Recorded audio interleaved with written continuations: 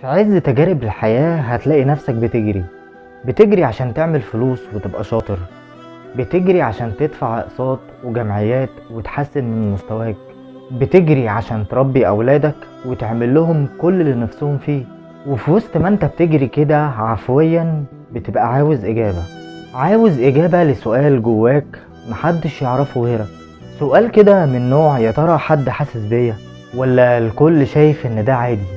طيب يا ترى هيجي عليا يوم ويتردلي كل اللي بعمله ده، او حتى حد يقدره، ولا الكل هيبقى مشغول بس في اللي يخصه؟ الله وحده اعلم بالاجابة. بس خليني بقى اقولك في حقيقة الامر انك هتفضل تجري وتجري وتجري وعمر ما المشوار هيخلص. بس وقت ما طاقتك بتخلص وقوتك بتروح تبتدي بقى تبص وراك، والحقيقة المرة هتكتشف انك جريت كتير جدا، بس للأسف نسيت حاجة مهمة جدا، نسيت انك تعيش.